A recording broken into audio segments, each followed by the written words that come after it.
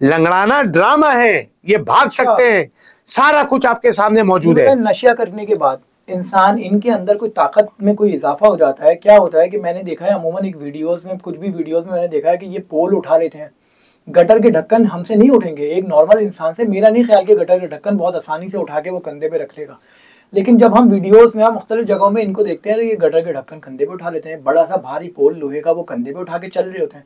नशा करने के बाद क्या होता है, इनके अंदर कोई ताकत आती है, सुन हो जाते हैं, तकलीफ का अंदाजा नहीं होता, वजन का पता नहीं चलता। इसकी क्या वजूहत है आपके नजदीक? देखिए, मैं तो इस बात को ये समझता हूँ कि नशा करने के बाद जो आदमी 6-7 दिन सोता नहीं है तो इसका मतलब उसमें ताकत आ जाती है।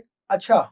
और दूसरी बात यह है कि नशे के जरिए से उनको जब अंदर सुकून मिल रहा है, दर हकीकत में सुकून नहीं है, लेकिन नशा उसके खून के अंदर जब घूम जाता है, सुरायत कर जाता है, उसमें जब जब्ज हो जाता है, तो अगली जब नशे की लज्जत को हासिल करने के लिए उनको पता ही नहीं चलता कि हम क्या करने वाले हैं। सही। यानी मजलूम भी है, मजबूर भी है, जिम्मेदार घर वाले हैं। आप इनका कौन सा पहलू ज्यादा भारी समझते हैं, मजलूम या फिर जो है वो मजबूर? क्राइम और जराइम कर रहे हैं, इस वजह से जालिम है। ठीक है। नशा करके घर वालों ने इनको बेघर कर दिया है तो मजबूर है। ठीक है। दोनों तरीके हमारे पास हैं कि इनको पुलिस के साथ उठाकर जबरदस्ती रिहैब में दाखिल करना, क्योंकि नशा कोई खुशी से नहीं छोड़ता, इस वजह से उठाना, ले जाना, गाड़ी में बिठाना, जबरदस्ती ले जाना, फिर हमें धमकियां मिल रही होती हैं। बिल्कुल ऐसा देखा गया। तो हमें ये मसला, कभी कभी प्यार से इनको लेकर आते हैं, निलाते हैं, धुलाते हैं, मतलब सारी बात सख्ती और नरमी दोनों का सबब उनकी भलाई है। सख्ती और नरमी का मकसद है इंसानियत की खिदमत है। सख्ती और नरमी का मकसद ये है कि मुहिब्बे वतन पाकिस्तानी होने का मैं ये सबूत दूं कि इनको दोबारा माशरे की तरफ लौटाऊं। ड्रग्स फ्री पाकिस्तान में मैं अपने जान से जितना मैं किरदार अदा कर सकता हूं, बस उसकी मेरी कोशिश है। अल्लाह के फजल से सिंध पुलिस के साथ अगर मेरी 1 करोड़% मेहनत है तो सिंध पुलिस की मेरे साथ 2 करोड़% मेहनत है। ठीक है। एक बात है, मिसाल के तौर पे, खुदा न खास्ता ऐसा कभी कुछ हो, हम तो चाहते हैं कि आप ये ऑपरेशन करते रहें, क्योंकि मेरा ऐसा मानना है कि अगर एक दिन भी आपने कोई ऑपरेशन किया, उसकी वजह से एक भी हीरोइनची ने, नशे मंशियात के आदि अफराद ने या फर्द ने उस रात वो चोरी, डकैती या किसी भी क्राइम में मुलविस नहीं हुआ, तो मेरा ख्याल है कि आपने हक अदा किया। लेकिन अगर पुलिस आपका साथ देना बंद कर दिया तो क्या अकेले यूनुस अमीन साहब ये ऑपरेशन कर सकेंगे? देखिए, मैं एक बात बताऊं, सबसे पहली बात तो ये है कि हमने काम शुरू किया अल्लाह के तवक्कल पर। ठीक है। रास्ते बहुत सारे मुख्तलिफ हैं। ठीक है। खिदमत करने के बहुत सारे हैं। ठीक है। अगर सिंध पुलिस के साथ अगर हम ये नहीं करेंगे, एक मिसाल है सिंध पुलिस साथ नहीं देती है, तो अल्लाह के फजल से खिदमत के और तरीके हैं, दूसरे तरीकों पर चले जाएंगे। बिल्कुल। बात यह है कि सिंध पुलिस पहले से दिन से लेकर अभी तक खड़ी है। ठीक है। खड़ी रहेगी, इसी तरह ऑपरेशन होते रहेंगे। अगर साथ खड़ी नहीं है तो फिर और तरीके हैं कि इनको निलाना, धुलाना, साफ सुथरा करना, वो इंसानियत की खिदमत है। तो एनजीओ के पास सर रास्ते बहुत सारे होते हैं, लेकिन बात यह है कि जब पहले दिन से हमारे साथ सिंध पुलिस खड़ी है तो हमें अल्लाह की जात पर यकीन है कि अल्लाह हमसे काम लेगा। और अगर वो हमारे साथ खड़े हैं, हम उनके साथ खड़े हैं, वो हमारे साथ खड़े हैं एक पेश पर इंसानियत की खिदमत के लिए। और अगर वो किसी वजह से हमारा साथ नहीं देती है तो हमें अल्लाह की जात से उम्मीद है कि अल्लाह दूसरा रास्ता हमारा और निकाल देगा। बेघर लोगों में और एक मंशियात के आदि अफराद में, फर्द में कुछ चीज़ें सिमिलर होती हैं, एक जैसी होती हैं। बेघर अफराद हैं, रोड पे सो रहे हैं, कपड़े भी उनके ख़राब हैं, जाहिर सी बात है। आपको क्या पहचान है आपकी, कि आप किस तरह पहचानते हैं कि ये इंसान आइस का जो है वो मंशियात का आदी है, आइस का आदी है, और ये फर्द जो है ये किसी नशे का आदी नहीं है, ये आम आदमी है जिसके पास घर बार नहीं है, छत नहीं है, वो एक फुटपाथ पे एक बेंच पे सो रहा है, उस किस तरह से पहचानते हैं? 3 करोड़ लोगों के अंदर बोसीदा और पुराने कपड़े वाले लोगों को इस वजह से हम नहीं उठाते कि ये नशा नहीं करता है। क्या पहचानते हैं? ये इसकी हमें वैसे उसके कपड़ों से, उसके हाथ से, उसकी जेब की सामान की तलाशी से, सबसे बड़ी बात उसकी जबान से पता चल जाता है, उसकी बालों की गंदगी से पता चल जाता है। जैसे आपने मुझसे सवाल किए लेकिन कोई कागज आपके पास मौजूद नहीं है जिस पर आपने सवाल लिखे हुए हो, क्योंकि आपकी फील्ड है, ये मेरी फील्ड है। हर आदमी को अल्लाह ने किसी काम का तजुर्बा दिया है।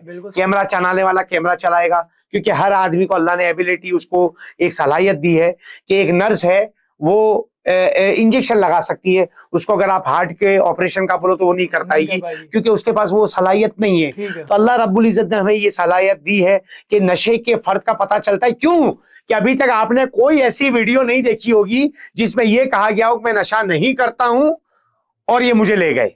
हाँ, नहीं देखी है। बल्कि आपने सोशल मीडिया पर ये बहुत सारी वीडियो, अभी जैसे डिफेंस का हमने कयूमाबाद का परसों ही ऑपरेशन किया, हमने एक ही जगह से 15 लोग उठाए, लेकिन एक फर्द सो रहा था, हमने नहीं उठाया उसको, और हमने ये बताया कि ये नशे में नहीं है। तो पता चलता है, नशे वालों का पता चलता है। एक देखिए, एक बात मुझे बताइए, पुलिस किसी जगह पर जाए और 6 आदमी क्राइम और जराइम के अंदर मौजूद हों, 8 अफराद बैठे हों, जैसे पुलिस की गाड़ी आएगी तो कितने भागेंगे? 6 भागेंगे, जिनके दिल में खौफ होगा। बिल्कुल ऐसे। तो पहले ही वो हमारे को देखकर भाग रहे होते हैं। पुलिस के डर से सभी भाग जाते हैं सर। नहीं, वैसे वो भागते हैं, लेकिन वो ज्यादा वो भागेंगे जिनको ये खौफ है कि कहीं हमें ये लेने ना आए हों। ठीक है। देखो, सारी दुनिया के अंदर, क्या मैं पाकिस्तान कराची की बात बता रहा हूँ, एक होटल पर जब सर्चिंग होती है कोई नहीं भागता अगर वो क्राइम में नहीं है। पुलिस को देखकर भागेगा वो जो खौफ में होगा। खौफ में वो होगा जिसने वो कारनामे अंजाम दिए होंगे, जिनके दिल में चोर होगा कि जो है मैंने क्राइम किया है, जुर्म किया है, मैं इसके अंदर फंस सकता हूं। तो ये बात है कि अल्लाह ने हमें इस बात की पहचान दी है कि हम अपना मतलूबा आदमी ही उठाते हैं, उसके हुलिये से, उसके नाखून से, उसके बालों से, उसके मुंह की बदबू से, उसके रहन सहन से, सब कुछ हमें पता चलता है कि कौन किस तरह का आदमी है। उसी बंदे को हम लेकर जाते हैं। कभी ऐसा नहीं हुआ कि हम अमूमी आदमी को लेकर चले गए। सर, एक पर्सनल सवाल, वो पर्सनल सवाल ये है कि शोहरत मिली आपको, लोग आपको चेहरे से पहचानते हैं, फैमिली के साथ जब कभी बाहर आउटिंग पे जाते हैं तो कोई किसी होटल पे गए, कहीं गए, बराबर में कोई या फुटपाथ पे कोई हीरोइन जी है, या कोई चादर बकौल आपके चादर ओढ़ के सो रहे हैं वो लोग, एकदम से गाड़ी से यूनुस अमीन साहब उतरे, सब भाग गए, ऐसा कभी हुआ है? या जो है वो फैमिली के साथ है, किसी ने रोक लिया हो तस्वीरों के लिए? अमूमन तो हीरोइन जो होते हैं, वो चर्सी मवाली जो होते हैं, वो तो आपको देख के भाग जाते होंगे। ऐसा कोई एक्सपीरियंस हुआ कभी आपको? देखिए, ये कल फैमिली के साथ मैं गया हूँ, 786 हैदराबादी पलाऊ है ये आयशा मंजिल पर। तो मेरे ख्याल से मैं खाना खाने बैठा हूँ, 200-400 लोग आ गए। फिर तो बस वो खाना अधूरा छोड़ना पड़ा। तस्वीरें और वीडियो से जान नहीं छूटी, और हीरोइन से तो वैसे भी फलांगे मार रहा होता है। वैसे आपने देखा होगा, हीरोइन जी जो है ना, वो दौड़ता है, लेकिन मैं आपको बड़ी मजे की बात बताऊं, मुझे देखकर वो दौड़ता नहीं, वो उड़ता है। बिल्कुल ऐसी है। तो वो तो मेरे पास भी नहीं भटक रहे होते हैं।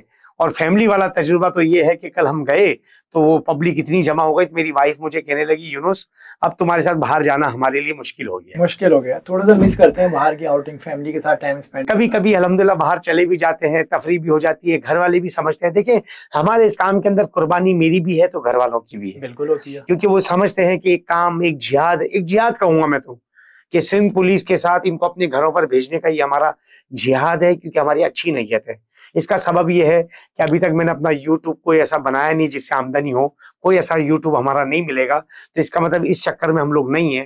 तो एक अच्छा जिहाद है कि अल्लाह करे, अल्लाह पाक इसको कबूल करे, और हम इस चीज को जो लेकर आ रहे हैं, यूनुस अमीन हो या ना हो, आवाम में इतनी अवेयरनेस आ जाए, इतनी समझ आ जाए कि वो खुद इनसे मुकाबला करना सीख जाए। एक जगह पर 15 बैठे होते हैं, कॉल आती है, यूनुस भाई 15 बैठे हैं। अरे मेरे भाई, आप मोहल्ले के कुछ लोग जाएं, उनको समझाएं कि भाई आपका घर ये है, उनके घर वालों के पास जाएं ताकि ये घर चला जाए। और जब कोई हरबा इस्तेमाल ना हो तो उनको उस जगह पर बैठने ना दे। जब जमीन तंग हो जाएगी तो खुद समझ में आ जाएगी कि अब हम माशरे में, हमारे लिए रहना अवाम ने मुश्किल कर दिया है। हो सकता है इस बात को समझकर, जज्बात हैं, अभी आप बैठे हैं नॉर्मल तरीके से, मैं आपको जब सुई चुभूंगा ना तो आपके अंदर जो एहसास है वो आपको दर्द का पता चलेगा।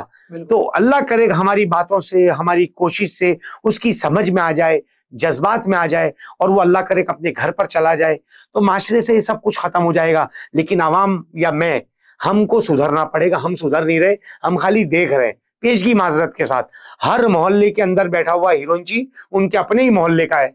तो आपने अपने लिए क्या किया?